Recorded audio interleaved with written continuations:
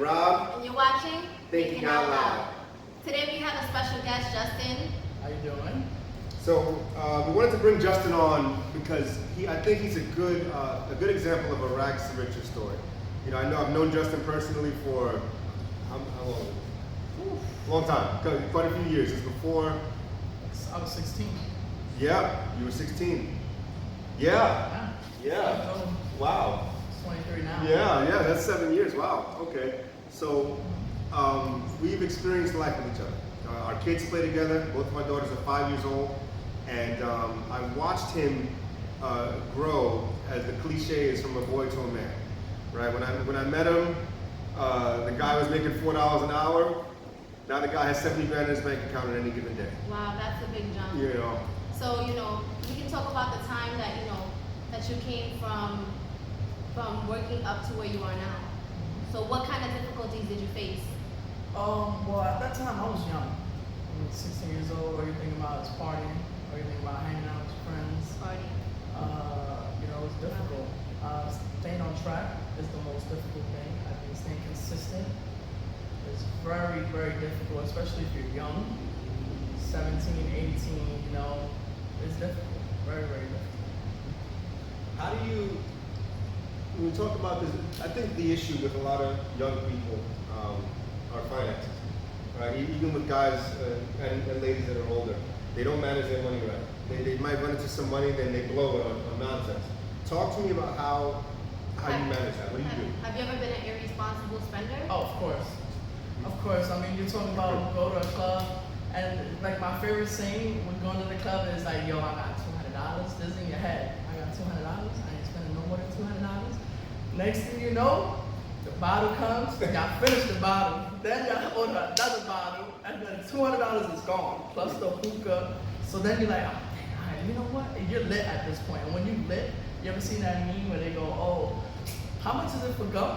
$200. Ah, let me get two. Yeah. Save me. And that's how it is when you're lit. It doesn't matter. Yo, the bottle costs however much. You look like you still dress very nicely. So have you changed?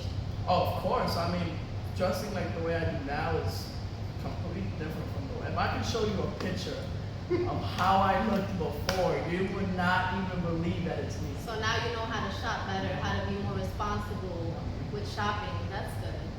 So being a father of a young girl, you must have been younger. So how old were you when you had a baby?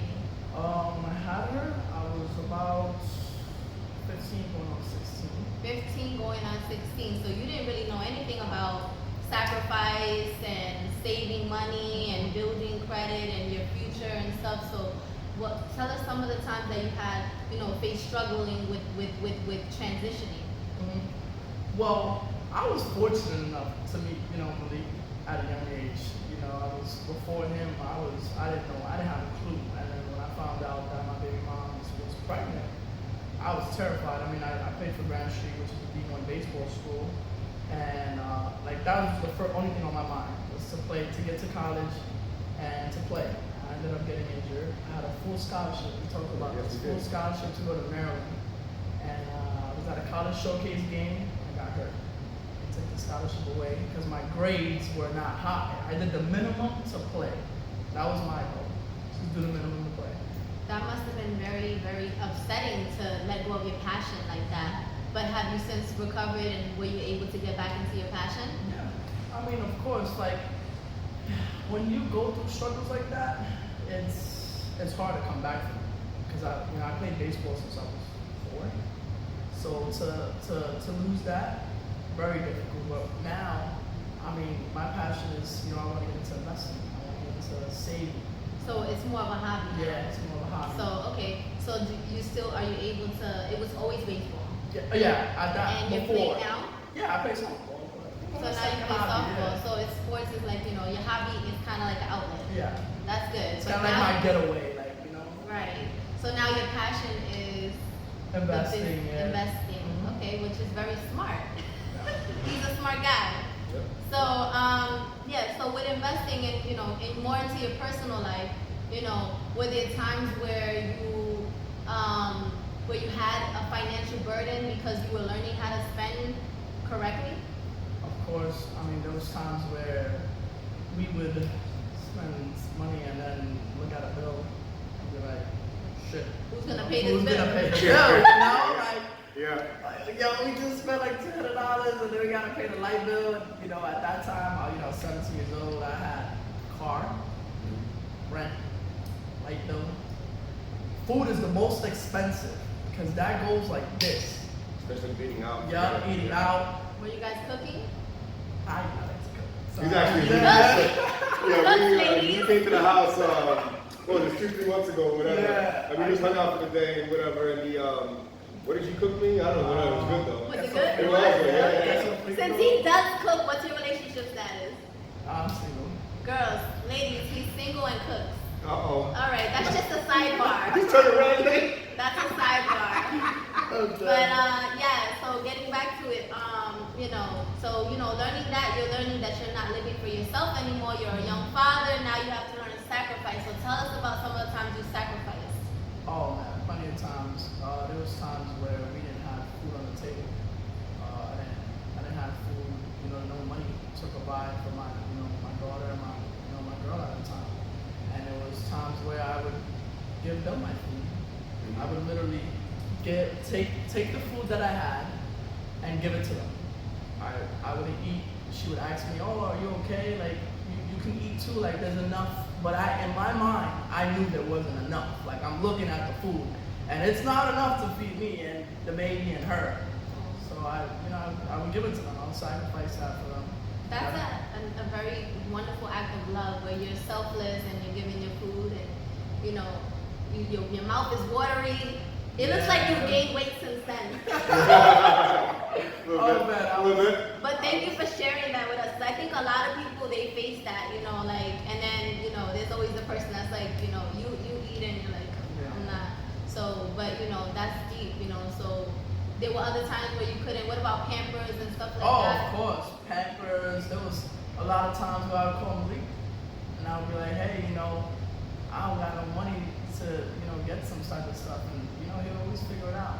That's like the most important thing for me. Like, who you surround yourself is so important.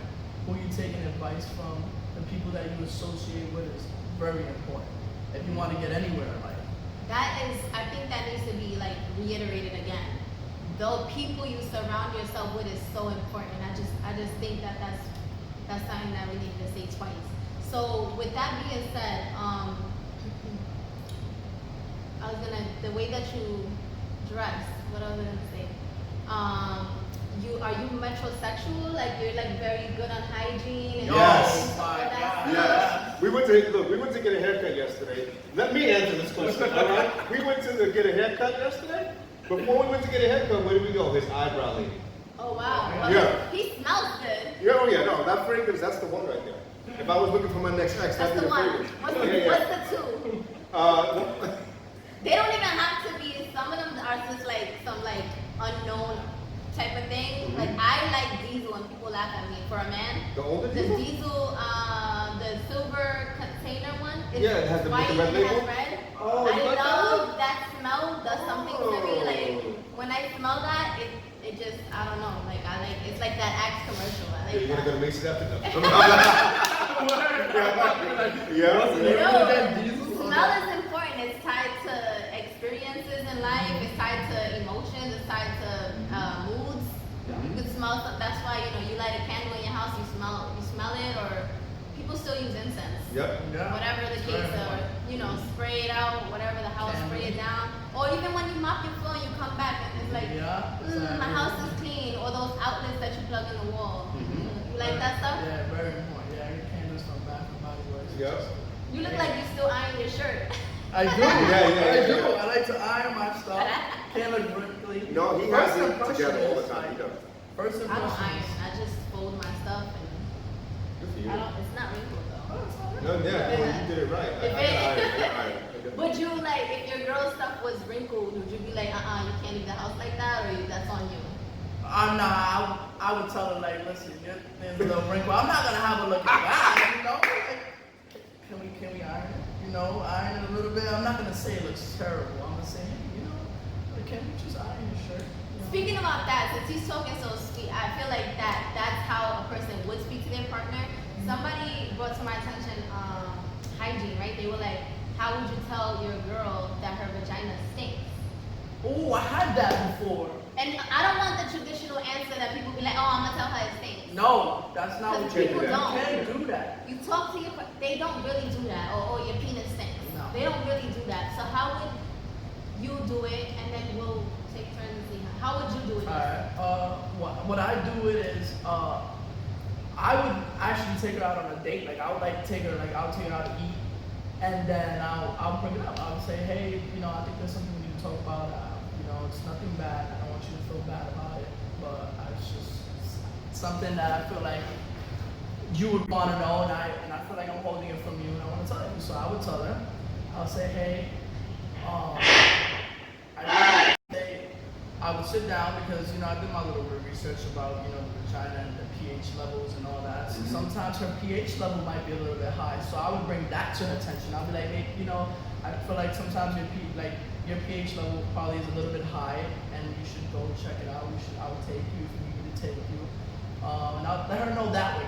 I wouldn't let her know that her vagina stinks, because if you let someone know, a girl, that her vagina stinks, she's gonna look at you, and you're gonna see it in how you're gonna just destroy her confidence. Yes, you're gonna destroy it. Like you're gonna destroy it. That's a good approach. Rob, how would you tell your girl that her breath stinks? All right. No, her feet stinks. Okay. So I'd probably be a little more direct because we're talking about feet here. Yeah. We're not talking about a vagina. So it's more of a, let's say, okay, you're my girl. Divine, look, listen. We gotta talk about this. Little funky girl. Maybe, I'd make a joke out of it though. We gotta laugh about it. Like, yo, we gonna have to clean those cheese toast. I don't. The Cheetos. Yeah, the Cheetos. Yeah. You're laughing about it. I want you to laugh about it. Like, look, I tell you, look, my joints stink sometimes too. It's all right. Don't worry about it. We got this together. So, that's good. what about you?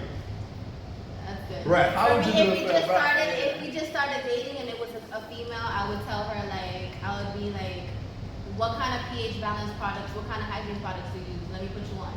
Because you gotta clean the inside and the outside real good.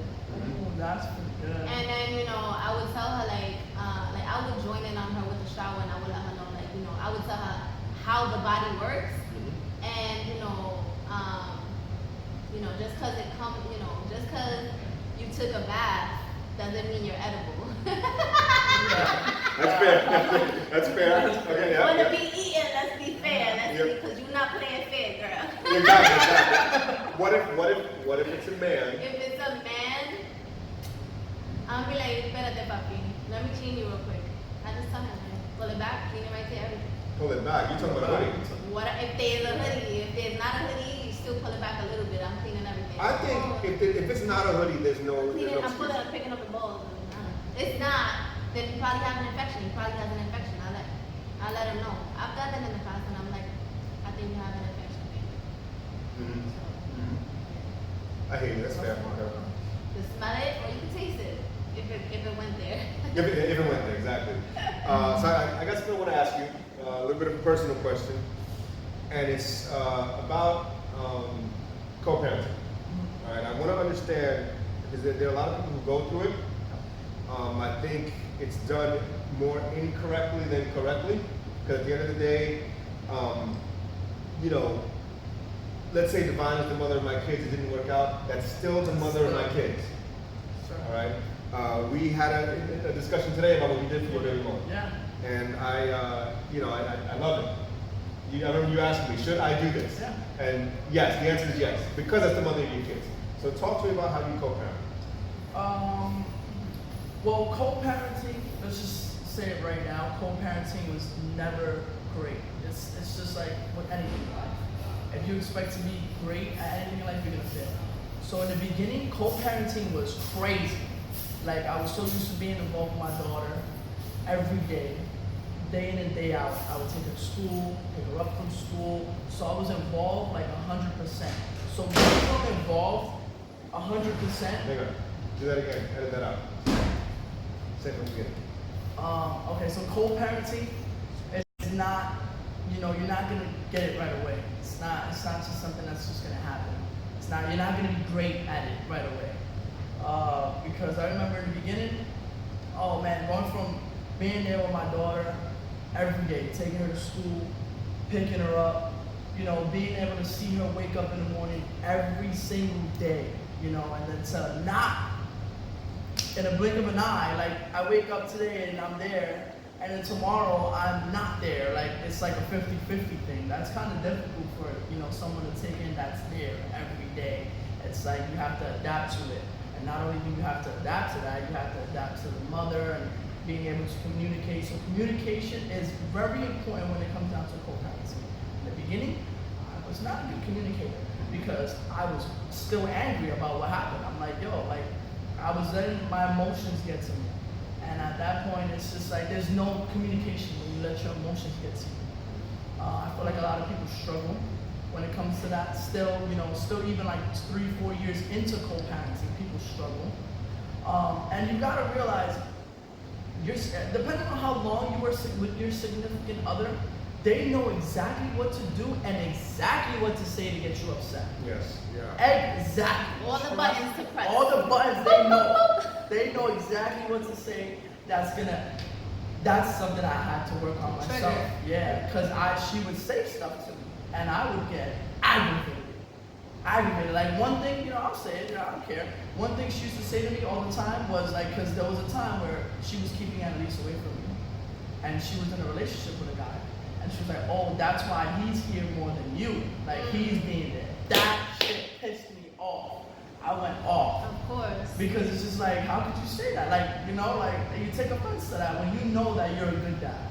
Right. You know, when you Good know dads you're, don't deserve yeah, that. when you know you're a good dad, it's just like, that's like a smack to your face. Right. When you know what you've done, you know? But it doesn't come easy. You know, you know, now it's getting better because we're communicating. And, you know, I told you today, you know, I'll say, she asked me for money. She asked me for $1,000 and I gave it to her. And we have not been together for about 2.5 years now. So how do you feel about her dating other people? Oh, at this point, I'm over it. I mean, she has a child with another man. So it's just How like, does she feel about you being with another woman?